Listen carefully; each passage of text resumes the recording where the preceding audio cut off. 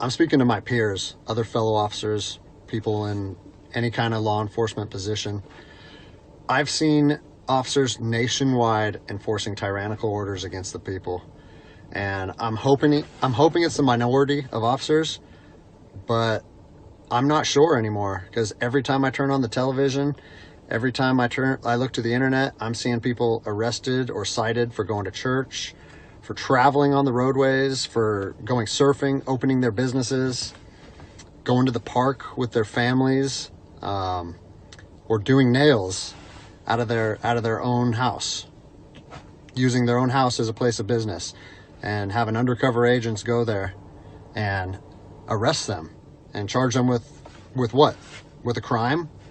I don't know what crime people are committing by doing nails in their own house, but we're seeing this more and more and more, and we need to start looking at ourselves as officers and thinking, is what I'm doing right? Now, I want to remind you that regardless of where you stand on the coronavirus, we don't have the authority to do those things to people just because a mayor or a governor tells you otherwise. I don't care if it's your sergeant or your chief of police. We don't get to violate people's constitutional rights because somebody in our chain of command tells us otherwise. It's not how this country works. Those are de facto arrests. You know, we're violating people's rights and taking money from them, or even worse, arresting them and depriving them of their freedom when they are exercising their constitutional rights. So let's talk about that. Let's read something right here off of the Declaration of Independence. All men are created equal. Among these, we have the right to life, liberty, and the pursuit of happiness. That to secure these rights, governments are instituted among men, deriving their power from the consent of the governed, meaning our power and any government official's power is derived from the people. Okay? We don't hold power over our citizens. It's contradictory to everything that our country stands for. And this is what I'm seeing. First Amendment rights, telling people they can't go to church, freedom of religion. Okay? Telling people they can't protest, freedom of assembly. Fourth Amendment violations, illegal traffic stops to check for papers. What are you, the Gestapo? Is this 1930s Nazi Germany? You don't get to stop people unless you have reasonable suspicion or probable cause that they have committed a crime. And I know people that have personally been stopped saying, we want to see papers showing that you're essential. David 2, copy a phone call. That is not how our job works, okay? What really has been pissing me off lately is the fact that these officers that are going out here and enforcing these tyrannical orders, what they're doing is they're putting my job and my safety at risk. Because what you're doing is you're widening the gap between public trust and law enforcement officers. And what that's going to do is it's going to, I mean, look at what's happened to law enforcement in the last 10 years.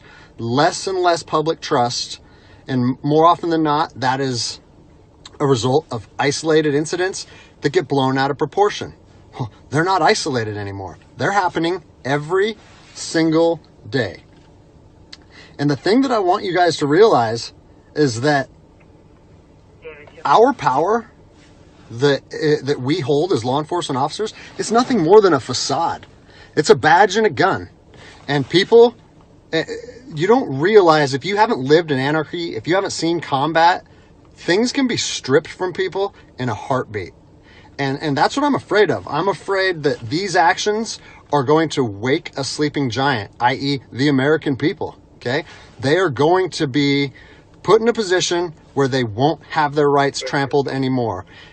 And us as law enforcement officers, we'll have our ability to enforce the law stripped from us in about 10 minutes, okay? I think what is going to happen if this continues is we're going to see bloodshed in the streets. Okay? I don't want to see bloodshed in the streets on either side of this coin. I don't want to see fellow officers get injured or killed, and I certainly don't want to see citizens get injured or killed. And I promise you, most of you out there doing these tyrannical acts against our citizens, you're not ready for combat. You're not mentally or physically ready for combat in the first place.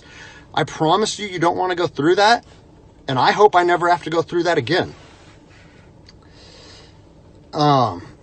You don't get to just say, well, I'm doing this because I was told to do so, or I'm following orders, or I need to keep this job. Guess what? I need to keep this job more than anybody. I have 3 young children. I have 2 houses. Like, I have the same sob story that the rest of you guys have.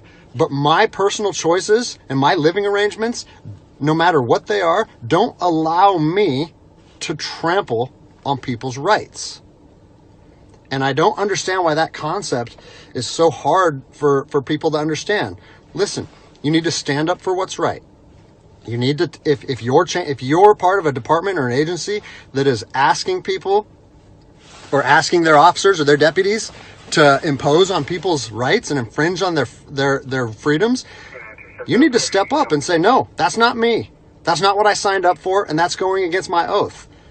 And if that costs you your job, so be it. At least you'll be able to look at yourself in the mirror at night. I've already expressed this to my department. And luckily for me, I come from a department that I feel like my chain of command shares my view, but I don't care what department you're part of or what your chain of command thinks. You don't get to trample on people's liberty. And so,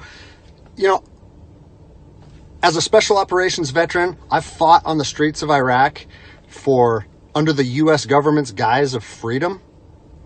And I'm telling you what, the American people are going to you are going to wake a sleeping giant, and they are going to fight 10 times harder for their freedom on their soil than anything you've ever seen before.